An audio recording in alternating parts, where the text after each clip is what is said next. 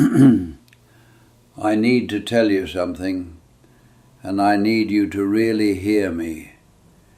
That thing you're chasing, the money, the promotion, the house, the body, the respect, whatever it is that you think is going to finally make your life work, it's not going to give you what you think it will. I'm William, 77 years old, and I spent 50 years of my life running after things that were never going to fill the hole I was trying to fill. 50 years. That's a long time to be chasing the wrong thing. So sit with me for a few minutes, because what took me half a century to figure out, I'm going to try to give to you right now. And maybe, just maybe, you won't waste as much time as I did. We all do this thing. We all say, I'll be happy when. I'll be happy when I get the promotion. I'll be happy when I pay off the house. I'll be happy when I retire. I'll be happy when people finally respect me. I said that my whole life. My whole damn life. And you know what? I got the promotion. I paid off the house. I retired. People respect me, I think. I don't know. At 77, you stop keeping track. But here's what nobody tells you. When you get the thing, there's always another thing. Always. The finish line moves. You think you're almost there, and then you look up, and it's further away than when you started. I spent 50 years running toward a finish line that didn't exist. Let me tell you something about myself that I'm not proud of. I grew up poor. Not starving poor, but poor enough to know it. My father worked at a factory his whole life, came home tired every night, hands all beat up, and people still looked at him like he was nothing, like he didn't matter. I watched that. I was maybe 10, 11 years old, and I watched how people treated my father. And something in me said, that's not going to be me. I'm going to be somebody. I'm going to make people respect me.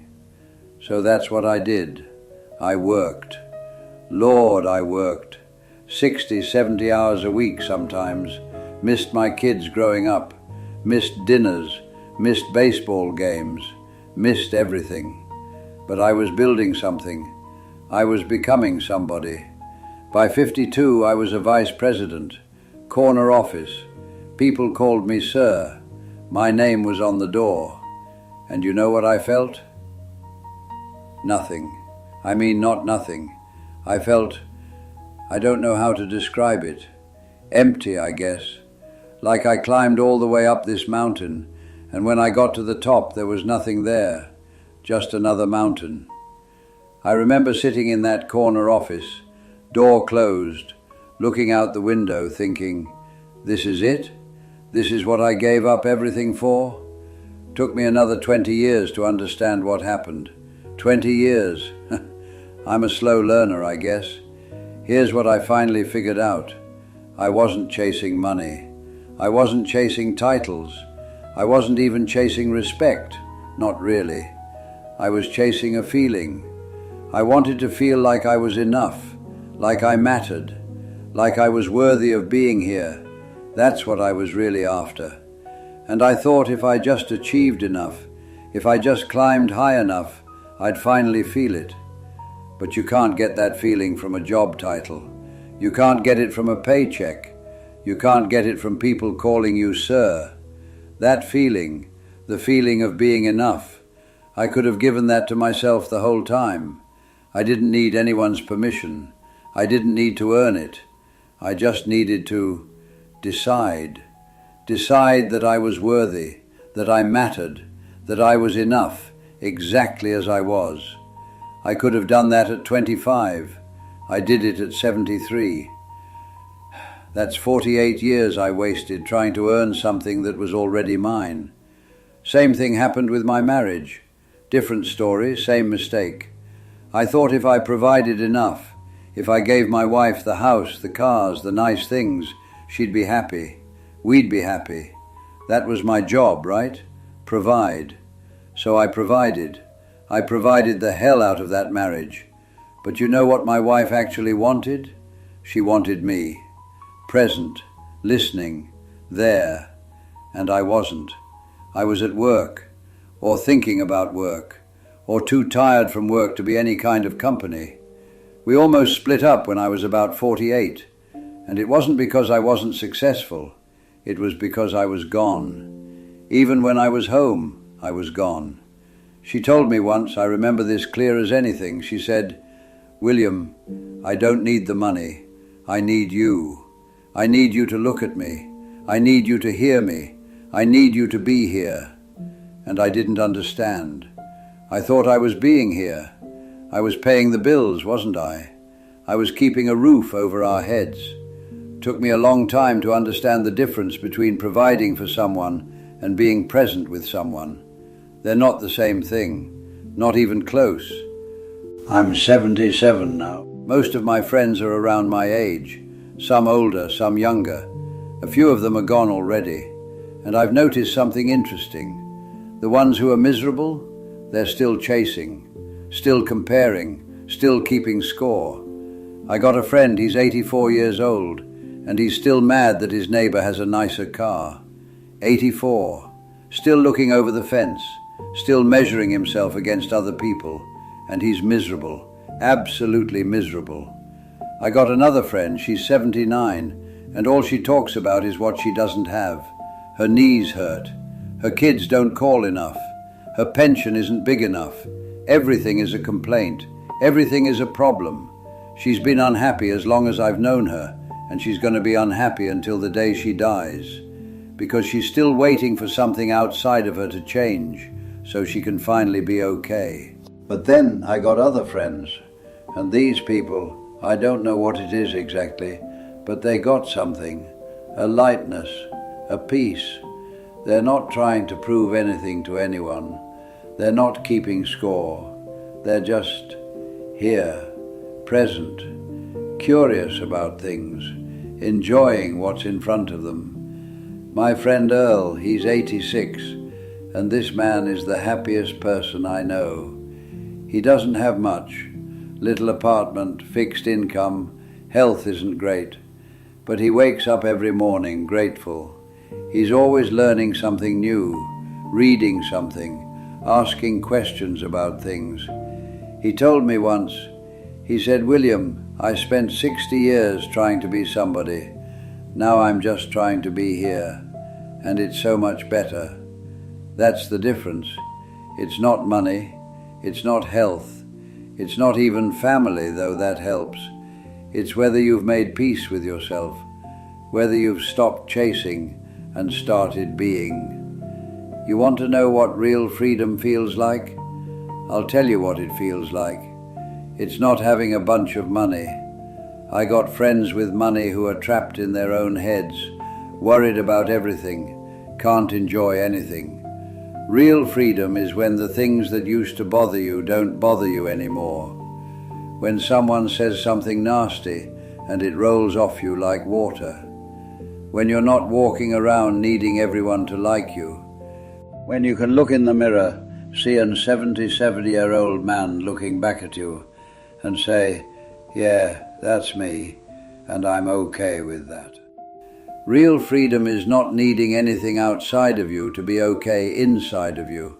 And that, my friend, that takes most people a lifetime to figure out. Some people never figure it out. They die still chasing, still waiting, still thinking happiness is around the next corner. Here's the trap, and I want you to really understand this. You think once you get the thing, you'll be satisfied, but you won't. There's always another thing. I paid off my house when I was 58, thought I'd feel free, thought I'd finally relax. You know what happened? I started worrying about the next thing, retirement savings, healthcare costs. What if the market crashes? What if this? What if that? The fear didn't go away when my circumstances changed. The fear just found something new to attach itself to. And that's when I realized something important. The fear doesn't leave when your life gets better. The fear leaves when you change. When you decide you're not going to let it run your life anymore. When you decide that you're okay, right now, today, regardless of what happens tomorrow. That's an inside job. No amount of money can do that for you. No achievement, no relationship. It's something you got to do yourself. Everything I thought I wanted, the title, the money, the house, the respect, I didn't actually want those things. I wanted to feel safe. I wanted to feel like I mattered. I wanted to feel loved. And I was looking for those feelings in all the wrong places. I was trying to get them from my job, from my bank account, from other people's opinions. But those feelings, safety, worthiness, love, I could have given them to myself, any time. I didn't need to earn them. I just needed to accept them. Accept that I was already safe, already worthy, already loved. That sounds simple. I know it does. But it took me 50 years to really understand it. And I'm still working on it, honestly. 77 years old and I'm still practicing. Young people think happiness is at the finish line. I thought that too. But there is no finish line. You get one thing, there's another thing. You solve one problem, another one shows up. That's just life. That's how it works. So if you're waiting until everything is perfect to be happy, you're going to wait forever. Because it's never going to be perfect. Something's always going to be wrong. Something's always going to be missing. The journey is the destination. I heard someone say that once and I didn't understand it. Now I do. This is it. Right here. Right now. This is your life. Not when you get the promotion. Not when you meet the right person. Not when you pay off the debt. Now. If you can't find some peace on the way to where you're going, you're not going to find it when you get there either. I promise you that. I've been there. The arrival doesn't feel like you think it's going to feel. So here's what I want you to take from all this. Stop waiting. Stop telling yourself I'll be happy when. That's a lie. I believed that lie for 50 years, and all it gave me was 50 years of postponed living. Whatever you think you need to be happy, you don't need it. What you need is to decide you're enough, right now, today, with everything exactly as it is. You're enough. You hear me? You're already enough. You don't have to prove it. You don't have to earn it. You just have to accept it. I'm 77 years old. I've made a lot of mistakes. I've chased a lot of wrong things. I've wasted a lot of time. But the one thing I know for sure is this. Everything you're looking for is already inside you. You just got to stop running long enough to notice. If this meant something to you, share it with somebody who's grinding themselves into dust, chasing something that's never going to make them whole. And tell me in the comments, what's your I'll be happy when?